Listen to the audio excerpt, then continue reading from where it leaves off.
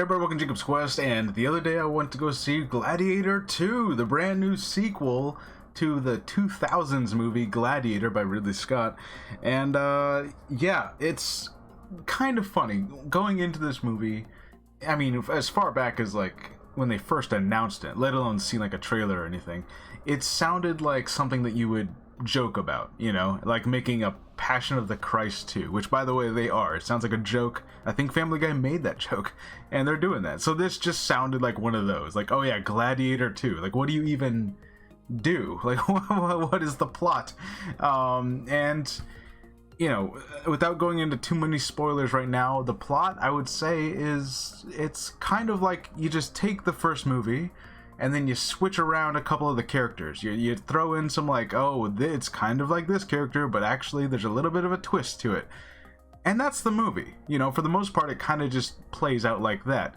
Now, the other thing, of course, is that, and this is not a spoiler because they put it in the goddamn trailer, there is a huge semi-retcon that is like the center of this entire thing. So the child, the small child, Lucius, I think it was, from the first Gladiator, he is revealed in this movie to be the son of Maximus, which, you know, they never said that that was the case in the first movie. And, you know, they straight out say, like, oh yeah, he's got a different dad, even though Maximus and this lady used to, you know, be a thing.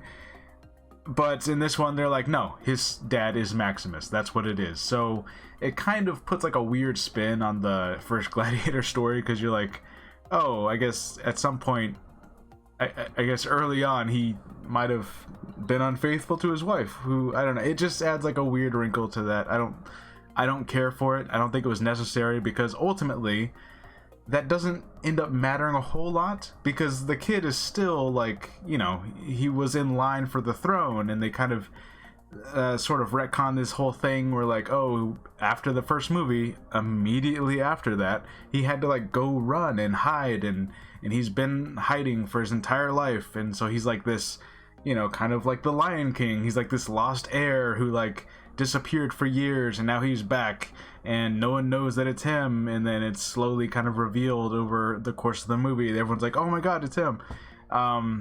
So there's that. The other thing is that, you know, I watched the first movie going into this one because I had not seen that first movie in like, I don't know, 15 years maybe, and you kind of forget how small scale that first movie actually was. You know, I feel like a lot of people sort of conflate 300 or Troy or some of these other movies with that first Gladiator movie, because there's actually not these large scale battles outside of like that opening scene. It's all actually really personal, and it's like a handful of people fighting at a time. And, you know, this one kind of stays that trend where like we do see one big battle, but it's still not like on this like epic scale that we've seen in other maybe more fantastical movies. It still seems pretty small. It's like a, you know, I don't know, it just doesn't feel big, I guess. I don't know how else to explain that. But I guess my other thing about this, without going into spoilers yet, is that I think that if you are a huge fan of that original Gladiator movie and you've watched that thing dozens of times, and you're one of those people that quote it all the time, and there's a lot of people that do, I think you're going to find things to enjoy in this one, but it's definitely not going to have that kind of staying power. I can't imagine a world where people are quoting this movie, because I can't even remember really much of any quotes like that sound epic, or any of those speeches or anything that the character gives that are like, oh yeah, I'm gonna follow this guy into battle.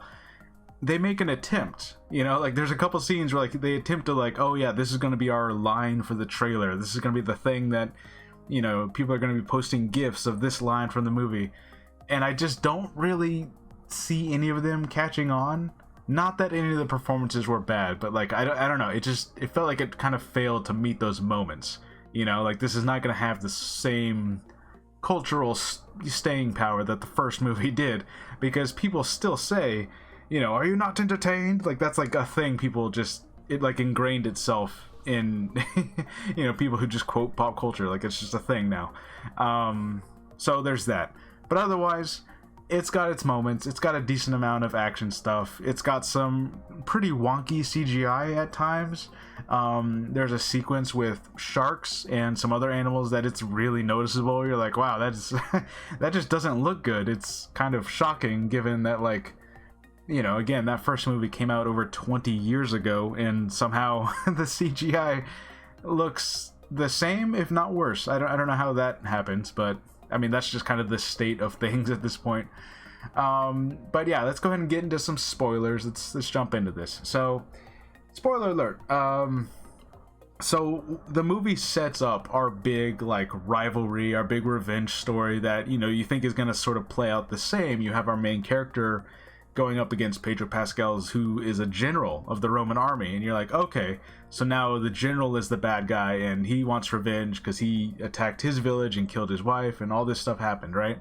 But then they throw a twist in there. Turns out that Pedro Pascal's general is actually, in quotes, I guess, a good guy, because he wants to essentially do the exact same plan that Maximus was going to do in the first movie. He wants to go rally his troops, go fight against the current Caesars, because they are just giant bags of shit, right? So, like, he has this whole plan, this whole scheme, and it's like, oh, okay, that's interesting. So we have one main character who's out for revenge against this other main character who we thought was a bad guy and he killed all these people, but actually it's because he, like, any day now he's gonna, like, go after the Caesars, the real bad guys, so, like, okay, we got these interesting dynamics at play. Meanwhile, we have Denzel Washington, who's playing the role of, like, he's like the mentor figure at first. He's captures the guy as a gladiator, he puts him in the pits, he promises them, like, hey, I'm gonna let you get that general. It's like, okay, it's playing out just like the first movie, but again, there's a twist to it this time. Turns out that he is going to team up with the Caesars, foil the entire plan. Pedro Pascal is going to get killed. The plan doesn't work out, just like it didn't work out in the first movie. Except this time, now the guy who was running the gladiators, he turns out to be the real villain. So now our final boss is Denzel Washington, who has taken out both of the Caesars one at a time, and now I guess he's in control. I'm not really sure how that works, by the way. I mean, I know that one of the Caesars kind of appointed him, like, gave him some kind of, like, official status and made him really important, but then they immediately die. And as I'm leaving the theater, I can't help but going, like, it feels like if you're a citizen of Rome, you change Caesars and leaders and important people. Like, that changes every Wednesday. Like, there's just a new guy. Oh man, the two brothers are Caesars. Oh, one of them died. And then they appointed Denzel Washington here. Oh, now the other one dead. Now Denzel Washington's in charge, I guess. Oh, now Denzel Washington's dead. Now I guess this guy who is saying he was like the the grandson of the old Caesar, he's supposed to be in... Okay, sure, why not? Like we've changed rulers like 4 times in the span of like a week. So I don't know. Like, these are the things I'm leaving the theater with. Like, your average citizen of Rome has to be like, whatever. I'm gonna go back to the Colosseum. I'm gonna wait till I see some people fight, because whatever politics are going on here, all this backstabbing, it's all very it's all very Roman, I guess. Like that, it's like they just amped that up to 11. Like, that happened in the first movie, but now it's like, geez, no one is safe. Nobody's safe. So I don't know. I guess my thing is, by the end of it, having Denzel Washington be the real bad guy, right? Like, even the Caesars weren't the real villains. It was Denzel Washington who's like scheming behind the scenes, trying to get power, and somehow it kind of worked. And that ends up being like the ending fight, and I guess it does kind of work, like, narratively. You're like, okay, our main character gets to fight Denzel Washington, who, I don't know if they ever say he was a gladiator at any point or a warrior of any kind. I think they leave his ultimate identity kind of a mystery. So it's not like the coolest fight, but it is a little bit of a sword fight, and they fight in some water and then he dies. They do all of this on the backdrop of, the general's army is coming back, and then they're gonna take over Rome, and they're gonna, like, clear all this out, and we're gonna like have a real Rome that has, the Senate in charge, and it's sort of this like the dream of Rome from way back in that original Caesar from the first movie, like his dream of a Caesar-free Rome kind of thing. They have these armies showing up to the city, and then once he kills Denzel Washington, he gives a speech, which again, this movie, none of these speeches were very memorable. In fact, I'm pretty sure he even says, "I'm not that great at talking." I think he says that. So, like, okay, I mean, I can tell, yeah, because he says some kind of speech, and everyone just kind of rallies around him. We're like, yeah, no more Caesars. Let the Senate rule, I guess. But the other thing is they've killed several senators, and all the Caesars are gone, and Denzel Washington's gone. So I guess this guy is really the only one left to be in charge. I don't know how much of the Senate is even left. Like, they were all kind of tied up in the in the arena for a minute, and I know some of them died. They even had one of the Caesars who, look, I don't know this actor. All I know is that 24 years ago, this actor was playing one of the senators. They were already an old man in that movie.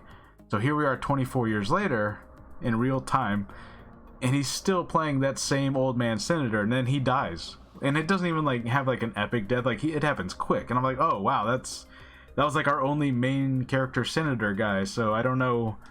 It feels like the ending could have been reworked, so it had more of a solid like idea of exactly what is the state of Rome now. And I heard, and I haven't looked this up at all, but I've heard that there's already a Gladiator 3 coming out. And again, I don't know what you do. Like in this one kind of starts with, hey, everything that Maximus worked for, it eventually just kind of fell apart. And now by the way, that guy's his son. And by the way, he ran away because people were gonna be after him because he's the heir, so he had to run and hide, which is not something that the original movie gave the impression was gonna happen at all, but this one just starts that way. So I don't know. Overall, I think the movie's fine. I don't think the main character is nearly as quotable, or like he's not as good at giving those speeches. I don't know if it comes down to the writing or if it comes down to him. Either way, it's just not going to be as effective as that first movie. I think Russell Crowe just like had that energy of like, he felt like a general who could like lead an army of people and actually take over Rome if he got the chance. And it's just like that tragedy that he didn't get the shot to do it, but he does get his revenge. Like, I don't know. This movie doesn't feel like it quite hit all those same notes, especially given that the person he originally wanted revenge on dies like in the middle of the movie.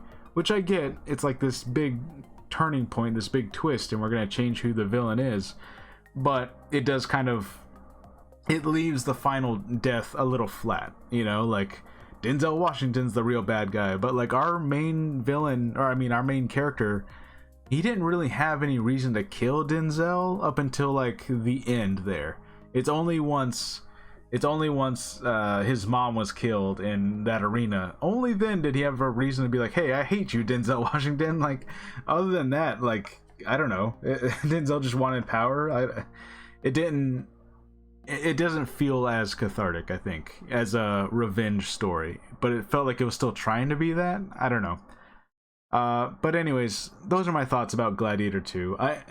It's a fine movie. It has some decent moments, but I cannot imagine a world where, 20 years from now, we're quoting this one. It's just, I don't think it's going to happen. So, anyways, let me know what you guys think, and I'll see you guys later. Bye.